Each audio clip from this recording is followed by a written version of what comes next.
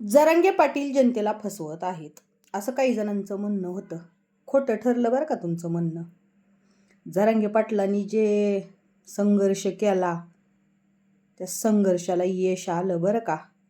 आणि एवढंच नाही हो, तुम्हाला ऐकायचं आहे का, हे हाकेने सुद्धा मान्य केलं बरं का. लक्ष्मण हाकेनं सुद्धा कोण जरांग्या असे शब्द होते. कळलं ना. उगं नव माय जरांगे पाटील म्हणतात त्यांना, पण मराठ्याचा वाघ आहे त्यो, मागं सरणाऱ्यातला नव्हता. आणि कसं आहे, छत्रपती शिवाजी महाराज, डॉक्टर बाबासाहेब आंबेडकर अशा थोर पुरुषांच्या विचारानं चालणारे जरांगे पाटील होते.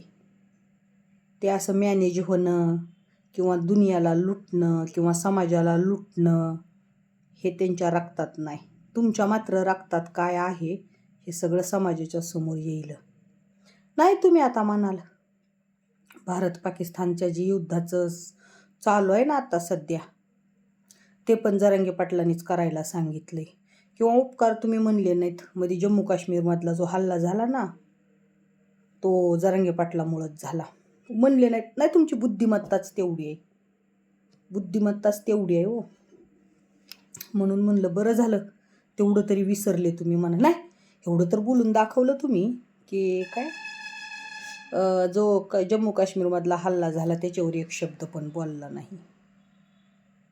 कसं असतंय, आपण दुसऱ्याला टार्गेट ट्रोल करताना आपण काय करतो ह्याचं भान स्वतःला असणं खूप गरजेचं आहे बरं का. आता तुम्ही काही लोकांचं जे आहे ना, जरांगे पाटील ह्याच्यावर बोलला नाही, जरांगे पाटील त्याच्यावर बोलला नाही, त्याचे उत्तर मी पुढच्या व्हिडिओत देतेच. पण बेकार तोंडावर पडले तुम्ही. जरांगे पाटलांविषयी जी वारंवार भुकत होते ना, लय बेकार तोंडावर पडले. नाही, तुमचंच म्हणणं होतं की जरांगे पाटलाला फक्त विषय पाहिजे मीडियासमोर यायला. मध्ये संतोष भैया देशमुखाचा विषय होता मीडियासमोर येण्याचा. किंवा नंतर मग आता हे आरक्षणाचं मोदी साहेबांनी जनगणनेचं काहीतरी जातीच्या ह्याच्यावरून केलं, मग आता जरांगेचं दुकान बंद होणार. वाईट ह्याच गोष्टीचं वाटतंय हो आम्हाला. दुकान जरांगे पाटलांचं नाही, जरांगे पाटलांच्या ह्या विजयामुळं तुमचं दुकान बंद होणार आहे. तुमचं दुकान बंद होणार आहे, ही गोष्ट लक्षात घ्या बरं का. आणि भुंकताना कसं, आपण एखाद्यावर बोलतोय ना, तर आपली स्वतःच्या अवकात विसरू नका की आपली तेवढी अवकात आहे का की आपण समोरच्यावर टीका करावी. आणि आपण एखाद्यानं हे कार्य केलं नाही, ते कार्य केलं नाही, हे ना असं कार्य करतंय म्हणण्या अगोदर हाही विचार करा की आपण काय करतोय. कोण जरांग्या म्हणण्यापेक्षा मी कोण हे स्वतःला विचारा. कारण समाजानं तर तुम्हाला वेळोवेळी कमेंटमध्ये तुम्ही कोण दाखवून दिलेलंच आहे. पण जाऊ दे, समाजाचं कुठं मनावर घेताय. पण जरा स्वतःला विचारा की मी कोण. कारण मी इतरांना प्रत्येकाला ही कोण ती कोण.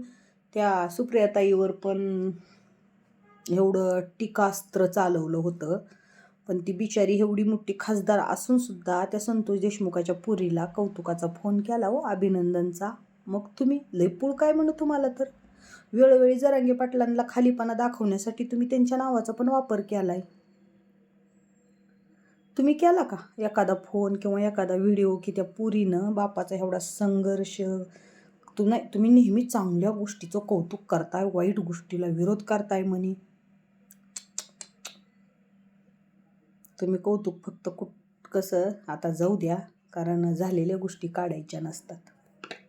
पण असो, पण आमचा विजय झाला बरं का, आमच्या जरांगे पाटलांचा खरंच झाला.